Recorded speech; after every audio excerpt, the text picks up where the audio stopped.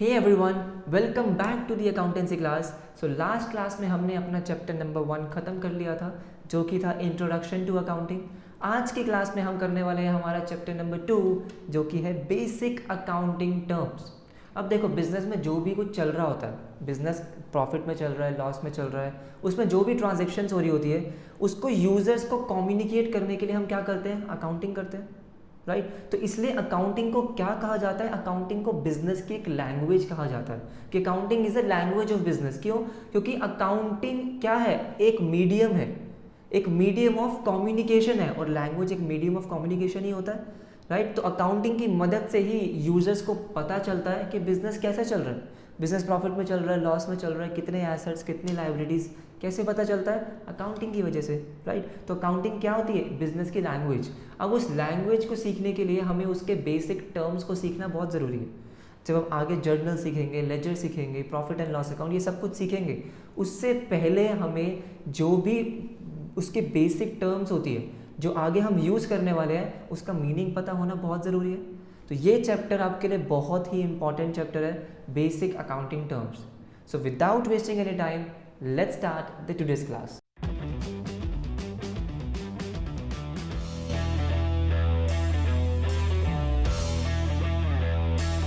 Okay, जो first accounting term जिसका meaning आज हम समझने वाले हैं, वो हमारी है कैपिटल। अब कैपिटल क्या होती है देखते हैं। कैपिटल का मीनिंग क्या होता है? बहुत सिंपल है, कोई प्रॉब्लम नहीं आएगी। कि ये एक बिजनेसमैन है, क्या है? इसको एक बिजनेस स्टार्ट करना है, और इसका नाम क्या है? इसका नाम है यू, मतलब आपको एक बिज़नेस स्टार्ट करना है। अब मुझे एक आप बात बताओ कि ये बिज़नेस है जो आप स्टार्ट करना चाहते हो, है ना। अब आपको पता है कि इस बिज़नेस को स्टार्ट करने के लिए, आपको कोई भी बिज़नेस को स्टार्ट करने के लिए सबसे पहले क्या चाहिए? सबसे पहले आपको कुछ अमाउंट इन्वेस्ट करना पड़ेगा। क्या करना पड़ेगा?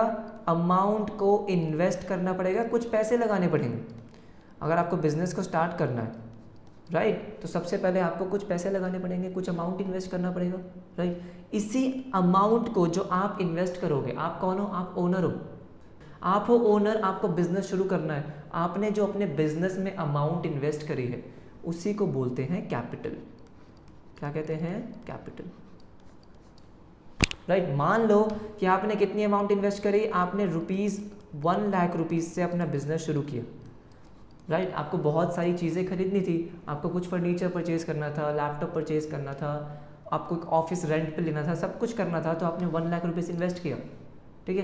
प्लस आपको जो फर्नीचर चाहिए था ना, समझ लो आपको कोई फर्नीचर चाहिए था, कुछ चेयर्स चाहिए थी जो आपके घर पे ऑलरेडी थी, तो आपने वो परचेज़ नहीं करी, आपने अपनी पर्सनल चेयर्स अपने बिजनेस में यूज़ कर ली।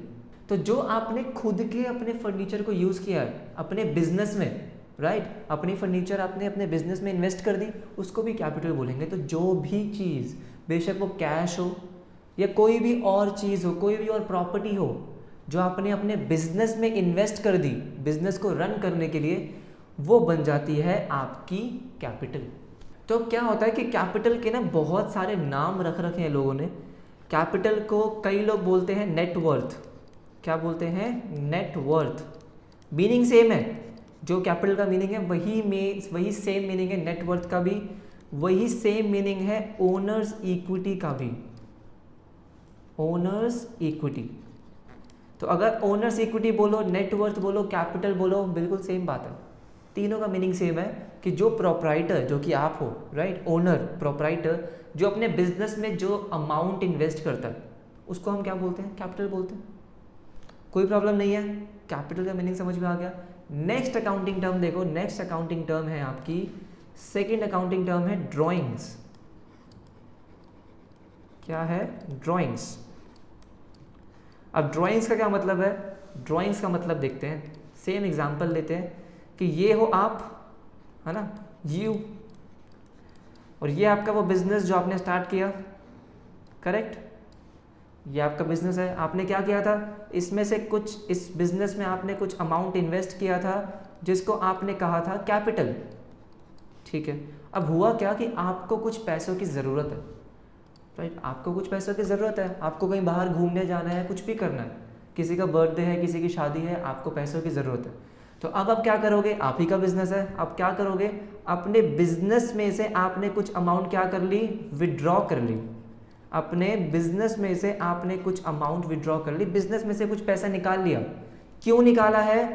पर्सनल पर्पस के लिए। क्या आपने बिजनेस के लिए निकाला है? बिल्कुल भी नहीं, आपने निकाला है अपने पर्सनल पर्पस के लिए, कि आपको घूमने जाना है, आपको किसी को बर्थडे प्रेजेंट देना है, आपके फ्रेंड का बर्थडे है, कहीं भी पार्टी करनी है, कुछ भी हो, अपने पर्सनल यूज़ के लिए आपने अपने बिजनेस में से पैसा निकाल लिया। इसी को हम क्या बोलते हैं? इसी को ड्राइंग्स बोलते हैं। बात समझ में आई? तो अगर आप अपने बिजनेस में से कुछ भी अमाउंट निकाल लेते हो, बेशक वो कैश निकाल रहे हो या कोई भी और प्रॉपर्टी यूज़ कर रहे हो, किसके लिए? अपने पर्सनल यूज़ के लिए, पर्सनल पर्पस के लिए, उसको कहा जाता है ड्राइंग्स। कैपिटल और ड्राइंग्स दोनों का मीनिंग क्लियर हुआ, राइट? थर्ड अकाउंटिंग टर्म देखो, थर्ड अकाउंटिंग टर्म जिसका हम मीनिंग समझने वाले हैं वो है लायबिलिटी। क्या है? लायबिलिटी। अब इसका क्या मतलब है? बहुत इंपॉर्टेंट है और बहुत आसान है, समझो आराम से। एग्जाम्पल लेते हैं एक, सारी अकाउंटिंग टर्म्स का मीनिंग हम एग्जाम्पल लेके समझेंगे, आपको बहुत अच्छे से समझ में आएगा। देखो, अब ये आपका बिजनेस था, ठीक है। अब आपको अपने बिजनेस को एक्सपैंड करना है। क्या करना है? अपने बिजनेस को और ग्रो करना है, और उसके लिए चाहिए आपको फंड्स, उसके लिए आपको पैसे चाहिए, राइट? तो आप क्या हुआ, अब आप चले गए कहाँ पे? अब आप चले गए बैंक के पास। किसके पास? बैंक के पास, कि बैंक मुझे थोड़ा सा लोन दे दो। बैंक आपको लोन दे देगा। बैंक के पास आप गए और बैंक ने दे दिया आपको लोन। अब क्या है कि ये जो आपका बिजनेस था, है ना, अब ये बिजनेस ने लोन ले तो लिया। जब बिजनेस लोन ले लेगा तो एक तरह से ना ये लोन बिजनेस के लिए बर्डन हो गया। क्या हो गया? बर्डन। एक तरह से अब बिजनेस के ऊपर ये ऑब्लिगेशन है, बिजनेस की ये रिस्पॉन्सिबिलिटी है, ये ऑब्लिगेशन है, उसके ऊपर एक बोझ है कि मुझे ये लोन का जो अमाउंट मैंने बैंक से लिया है ये मुझे वापस करना पड़ेगा। हाँ या ना? अगर आपने बैंक से लोन लिया तो वापस तो करना पड़ेगा। तो ये क्या है? बिजनेस के ऊपर एक बर्डन है कि भाई पैसे वापस करने पड़ेंगे। इसी को हम क्या बोलते हैं? इसी को हम बोलते हैं लायबिलिटी। जो भी अमाउंट, ध्यान से सुनो, जो भी अमाउंट बिजनेस को पे करना होता है, जो बिजनेस के लिए एक बर्डन है, एक बोझ है, वो होती है बिजनेस की लायबिलिटी। ये लोन लिया था आपने, वापस करना पड़ेगा, बिजनेस की क्या है? लायबिलिटी। एक और एग्जांपल अगर हम लें कि मान लो कि अब अपने बिजनेस के लिए आपको कुछ गुड्स लेने थे, बेसिकली आपको कुछ सामान लेना था, राइट? अब आप समझो बिजनेस कर रहे हो बिस्किट्स बनाने का, तो आपको शुगर चाहिए। अब आप गए एक शॉप पे, ठीक है, ये शॉप है, आपने इनसे क्या लिया? आपने इनसे लिया शुगर, और इनसे कहा कि सुनो पैसे हम आपको बाद में देंगे। तो बेसिकली आप क्या कर रहे हो? आप उधार पे सामान लेकर आ रहे हो। सामान आपने उधारी पे ले लिया, क्रेडिट पे ले लिया, पैसे नहीं दिए। पैसे नहीं दिए, अभी देने पड़ेंगे बाद में। अभी पैसे नहीं दिए लेकिन बाद में देने पड़ेंगे। तो जो भी अमाउंट बिजनेस को देनी ही पड़ेगी। अब आपके बिजनेस को पैसे देने पड़ेंगे ना भाई, इसको आप शुगर लेकर आए हो तो पैसे तो आपको देने पड़ेंगे ना, करेक्ट? तो जो भी अमाउंट आपको पे करनी है वो आपके लिए क्या है? लायबिलिटी। बात समझ में आई, राइट? तो अगर हम लायबिलिटी का मीनिंग समझें तो सिंपल सी बात है, लायबिलिटी का मीनिंग है amount payable by the business. क्या मीनिंग है? Amount payable by the business. जिसको भी उसने पैसे देने हैं वो उसकी लायबिलिटी है। Amount payable by the business, simple. Clear हुआ? लायबिलिटी का मीनिंग क्लियर हुआ, राइट? अब लायबिलिटी ना बहुत सारे टाइप्स की होती है, उसकी बहुत सारी क्लासिफिकेशन है, उसको समझते हैं। देखो, तो पहली क्लासिफिकेशन जो है, लायबिलिटी होती है दो टाइप की। कौन से दो टाइप की? देखते हैं। पहली है इंटरनल लायबिलिटी। क्या लिखा मैंने? Internal liability. दूसरी है एक्सटर्नल लायबिलिटी। आराम से समझते हैं। अब आपको मैं एक बहुत इंपॉर्टेंट बात बताने जा रहा हूं जो आपको यहाँ पे फिट कर लेनी है। क्या है वो बात? देखो, जो भी आप अकाउंटिंग करने वाले हो, हम जो भी अकाउंटिंग पढ़ेंगे अभी 12th में, आगे जाके आप जो भी अकाउंटिंग करोगे, आपको एक चीज़ हमेशा ध्यान में रखनी है कि आप अकाउंटिंग बिजनेस की करोगे, बिजनेस के ओनर की नहीं। देखो, मैंने क्या बोला कि ये आप हो, है ना, ये हो आप, और ये है आपका बिजनेस। ये आपका बिजनेस है। तो अगर मैं आपसे पूछूं कि आप अकाउंटिंग किसकी कर रहे हो, अपनी अकाउंटिंग करोगे या आपके बिजनेस की अकाउंटिंग करोगे, तो आपका आंसर होना चाहिए हमेशा कि मैं अपने बिजनेस की अकाउंटिंग करूँगा। बात समझ में आई? किसकी अकाउंटिंग करोगे? बिजनेस की। दूसरी चीज़ आपको हमेशा ध्यान रखनी है कि बिजनेस और आप खुद, मतलब बिजनेस और ओनर दोनों अलग अलग एंटिटी हैं, दोनों को मिक्स नहीं करना। बिजनेस अलग है, ओनर अलग है। अकाउंटिंग हम हमेशा बिजनेस के पॉइंट ऑफ व्यू से करते हैं, ओनर के पॉइंट ऑफ व्यू से कभी भी अकाउंटिंग नहीं करते। बिजनेस में क्या हो रहा है, बिजनेस को किसको पे करना है, बिजनेस ने किससे पैसे लेनी है, प्रॉफिट बिजनेस का, लॉस बिजनेस का, एसेट्स बिजनेस के, लायबिलिटीज बिजनेस की, सब कुछ बिजनेस का, ओनर का नहीं। ये बात समझ में आई? अकाउंटिंग किसके पॉइंट ऑफ व्यू से करनी है? बिजनेस के पॉइंट ऑफ व्यू से। अब देखो, अब एक चीज़ समझते हैं ध्यान से। देखो, अब हुआ ये था, क्या हुआ था कि आपने, है ना, अपने बिजनेस में कुछ अमाउंट इन्वेस्ट किया था। ये आपका बिजनेस है, आपने स्टार्टिंग में कुछ अमाउंट इन्वेस्ट किया था जिसको मैंने क्या बोला था? कैपिटल। करेक्ट। अभी मैंने सिर्फ 10-15 सेकंड पहले आपको एक बात बोली है कि आपको अकाउंटिंग हमेशा बिजनेस के पॉइंट ऑफ व्यू से करनी है, ओनर के पॉइंट ऑफ व्यू से नहीं करनी। राइट। अब मान लो कि आप ओनर हो, जो मैंने यहाँ लिखा है ये आप हो, और ये जो बिजनेस है ये मैं हूँ। अब सीरियसली इसको मानो कि मैं एक अलग एंटिटी हूँ, बिजनेस आपकी बिल्कुल अलग एंटिटी है, अकाउंटिंग मेरी हो रही है, मतलब बिजनेस की। आपने मुझे पैसा दिया, मतलब बिजनेस में पैसा दिया, जो मैंने क्या बोला है? कैपिटल। करेक्ट। अब बिजनेस अलग, ओनर अलग। आपने मुझे पैसा दिया है तो मेरी ये रिस्पॉन्सिबिलिटी है, मेरे ऊपर ये बर्डन है कि मुझे आपको पैसा वापस करना है। आपने मुझे पैसा दिया है, आपने अपने बिजनेस में पैसा इन्वेस्ट किया है, तो ऐसा तो नहीं है ना कि आप बिजनेस से पैसा निकालोगे नहीं, निकालोगे तो सही, हाँ या ना? आपने बिजनेस में जो पैसा इन्वेस्ट किया है तो बिजनेस में से पैसा विड्रॉ तो करोगे जो भी आपने इन्वेस्ट किया है। तो बिजनेस के लिए ये जो कैपिटल है ना, ये भी एक तरह से होता है बर्डन। ये भी बिजनेस की ऑब्लिगेशन है कि भाई मुझे ये कैपिटल का पैसा आपको वापस करना ही पड़ेगा। आप कभी भी विड्रॉ कर सकते हो, कभी भी विड्रॉ कर सकते हो आप। बात समझ में आ रही है? ये बात आपको सिर्फ तभी समझ में आएगी जब आप यहाँ पे इसको फिट कर लोगे कि बिजनेस अलग है, ओनर अलग है, और मुझे अकाउंटिंग हमेशा बिजनेस की करनी है। समझ में आया? राइट। अब जो आपने ये कैपिटल बिजनेस में इन्वेस्ट किया था, ये भी बिजनेस के लिए क्या है? बर्डन। और इसका मतलब क्या हो गया? ये भी बिजनेस के लिए है लायबिलिटी, हाँ या ना? ये भी बिजनेस के लिए लायबिलिटी है। तो जो भी लायबिलिटी, जो भी अमाउंट बिजनेस को, ओनर को पे करना है, ये जो अमाउंट आपने इन्वेस्ट किया, फॉर एग्जांपल आपने 1 lakh rupees capital, in the form of capital आपने बिजनेस में इन्वेस्ट किया है, तो बिजनेस की ये लायबिलिटी है कि आपको 1 लाख रुपीज़ देने हैं बिजनेस ने। आप कभी भी उस 1 लाख रुपीज़ को विड्रॉ कर सकते हो, तो ये 1 लाख भी बिजनेस की क्या बन जाती है? लायबिलिटी बन जाती है। और क्योंकि बिजनेस ने ये ओनर को देने हैं, घर वाली बात है, ओनर तो घर वाला ही है ना, राइट? इसलिए इसको कहा जाता है इंटरनल लायबिलिटी। इंटरनल लायबिलिटी का मतलब क्या हुआ? वो अमाउंट जो बिजनेस ने ओनर को देना है, वो लायबिलिटी जो बिजनेस की ओनर के लिए है, उसको हम बोलते हैं इंटरनल लायबिलिटी। समझ में आया? राइट। मैंने आपको बहुत डिटेल में समझा दिया, आई होप आपको समझ में आ गया हो। नेक्स्ट देखते हैं एक्सटर्नल। एक्सटर्नल मतलब बाहर वाले लोग। तो जो भी अमाउंट बिजनेस ने बाहर वाले लोगों को देना है, एक्सेप्ट ओनर, जैसे बैंक से लोन लिया था, बैंक बाहर वाला है, ओनर को छोड़ के जिसको भी आपने अमाउंट पे करना है वो सब आपकी एक्सटर्नल लायबिलिटी। अभी हमने क्या देखा था कि आपके बिजनेस ने बैंक से लोन लिया था, बैंक से लिया था लोन। अब ये जो अमाउंट बैंक से ली है ये बैंक को वापस पे करनी है, तो ये जो लायबिलिटी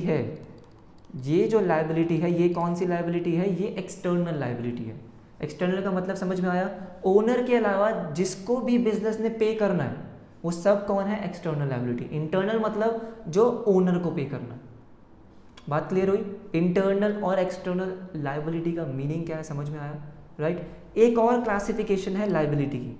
लायबिलिटी को एक दूसरे तरीके से भी क्लासीफाई किया गया है, वो समझते हैं। देखो, ये है आपकी लायबिलिटी, राइट।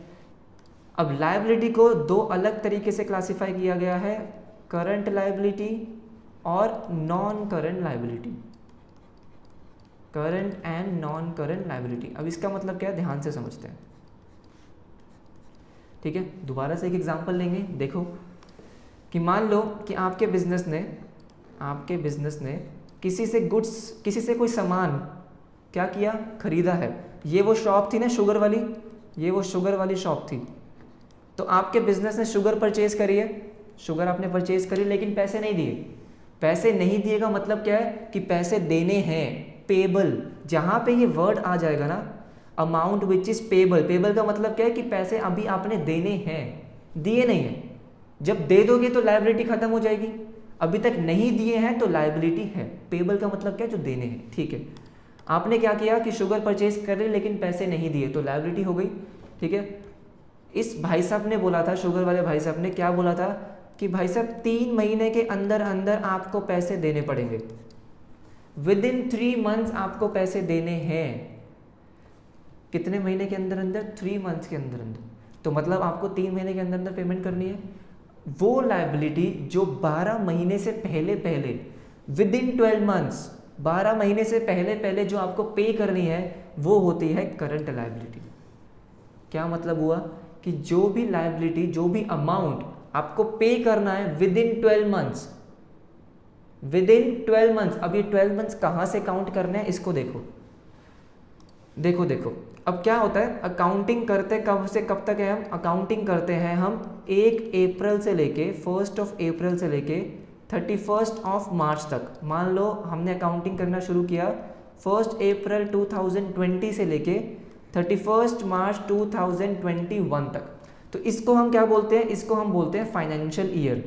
ये भी आप यहीं पे समझ लो, क्या बोलते हैं इसको, इसको बोलते हैं फाइनेंशियल ईयर। फाइनेंशियल ईयर का मतलब सिंपल है, 1 अप्रैल से जो शुरू होता है 31 मार्च को जो खत्म होता है, वो होता है हमारा फाइनेंशियल ईयर। हम अकाउंटिंग करते हैं 1 अप्रैल से 31 मार्च तक। तो वो लायबिलिटीज जो आपको ये 31 मार्च के विद इन 12 मंथ्स, क्या बोला मैंने, विद इन 12 मंथ्स, मतलब फाइनेंशियल ईयर एंड होने से 12 महीने के अंदर अंदर जो भी आपको अमाउंट पे करनी है, उसको मैं बोलता हूँ करंट लायबिलिटी। इस फाइनेंशियल ईयर को हम अकाउंटिंग पीरियड भी बोलते हैं। क्या बोलते हैं, अकाउंटिंग पीरियड। तो कहीं अगर आपको अकाउंटिंग पीरियड वर्ड दिखता है या फाइनेंशियल ईयर का वर्ड दिखता है, तो उसका मतलब है 1 अप्रैल से 31 मार्च। ये बात समझ में आई?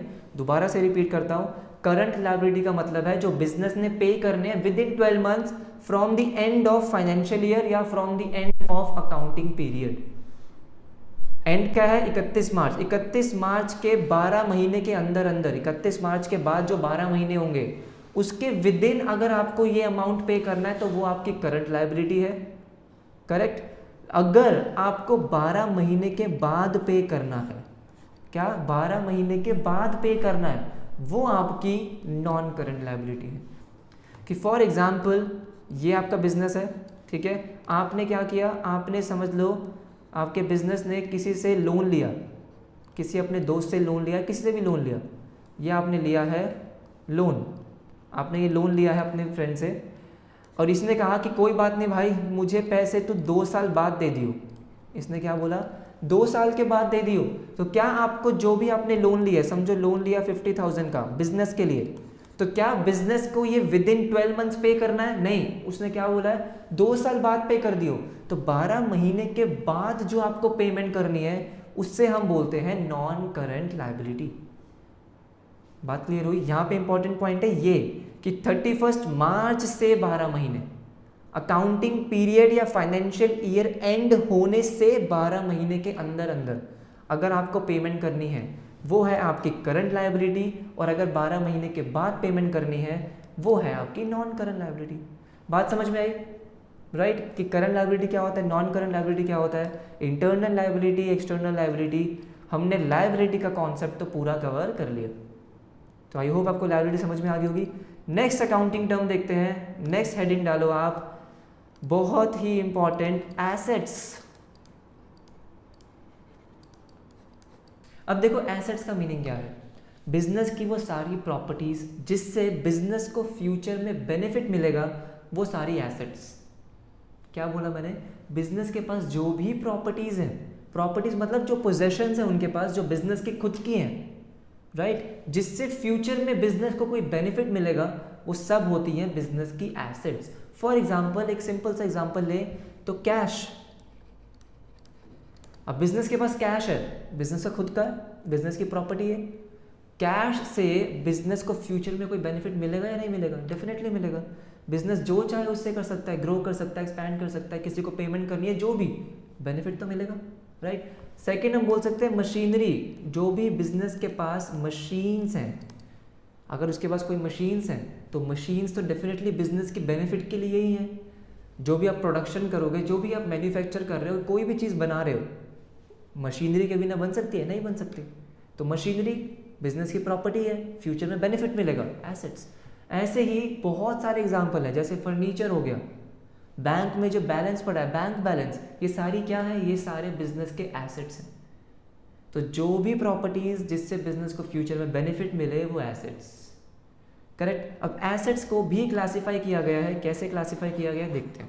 अब देखो, एसेट्स को भी क्लासीफाई किया गया है 3 कैटेगरीज में। कौन कौन सी हैं वो 3 कैटेगरीज? देखो, पहली कैटेगरी है आपकी करंट एसेट, जैसे वहाँ करंट लायबिलिटी थी, ये है करंट एसेट्स। दूसरी है आपकी non current assets, non current assets. और लास्ट आती है आपकी, क्या आती है? Fictitious asset. क्या बोला मैंने? Fictitious asset. जैसे इसका नाम खराब है, ये एसेट भी बेकार ही होते हैं, समझेंगे इसको बाद में। इस कैटेगरी को हम बाद में समझेंगे, ठीक है। पहले हम समझते हैं करंट एसेट्स और नॉन करंट एसेट का मीनिंग क्या होता है। अब देखो, करंट एसेट्स का मीनिंग क्या है? करंट एसेट्स का मीनिंग है वो एसेट्स जो बिजनेस जल्दी से जल्दी कैश में कन्वर्ट करना चाहता है, मतलब जल्दी से जल्दी बेचकर कैश कमाना चाहता है। क्या बोला मैंने? करंट एसेट्स का मीनिंग है जिसको बिजनेस कैश में जल्दी से जल्दी कन्वर्ट कराना चाहता है। जल्दी से जल्दी का मतलब है विद इन 12 मंथ्स। हमने क्या पढ़ा? करंट एसेट्स का मीनिंग है वो एसेट्स जो बिजनेस विद इन 12 मंथ्स या तो सेल कर देगा या फिर कैश में कन्वर्ट कर देगा। सेल कर सकता है, उधार पे भी हो सकती है या कैश में हो सकती है। इंटेंशन क्या है बिजनेस का? उसको रखने का नहीं है, उसको बेचने का है। करंट एसेट्स का क्या हुआ? बिजनेस का इंटेंशन है कि भाई इसको बेच दो और कैश में कन्वर्ट कर दो, वो होते हैं हमारे करंट एसेट्स। एग्जांपल लेते हैं, मान लो कि आपके बिस्किट की वो थी फैक्ट्री, राइट। तो आपके पास ये बिस्किट के पैकेट्स पड़े हैं, है ना, जिसको हम क्या बोलते हैं कि ये है स्टॉक। आपके बिस्किट्स का स्टॉक है, ठीक है। ये स्टॉक जो है बिजनेस की प्रॉपर्टी है, डेफिनेटली प्रॉपर्टी है। इसको बेचने से बिजनेस को बेनिफिट मिलेगा, बिल्कुल मिलेगा, एसेट हो गए, करेक्ट। अब ये भी स्टॉक जो है वो एसेट होते हैं। अब ये एसेट जो स्टॉक है, क्या बिजनेस अपने पास रखे रहना चाहता है? बिजनेस क्या चाहता है कि इसको जल्दी से जल्दी बेचूं। भाई बिस्किट्स जो मैंने मैन्युफैक्चर करे हैं बेचने के लिए तो बनाया, फटाफट से बेचूं और कैश में कन्वर्ट करूं, तो ये स्टॉक क्या हो गए? मेरे करंट एसेट्स। बात समझ में आई? वो एसेट्स जो business with in 12 months cash में कन्वर्ट करना चाहता है। इंटेंशन क्या है? सेल करने का, रखने का नहीं है, सेल करने का इंटेंशन है। हमने एग्जांपल देखा स्टॉक। अगर हम बात करते हैं नॉन करंट एसेट्स की, किसकी? नॉन करंट एसेट्स की। एग्जांपल क्या है कि मान लो बिजनेस ने एक मशीन परचेज करी है। क्यों परचेज करी है? बिस्किट्स मैन्युफैक्चर करने के लिए।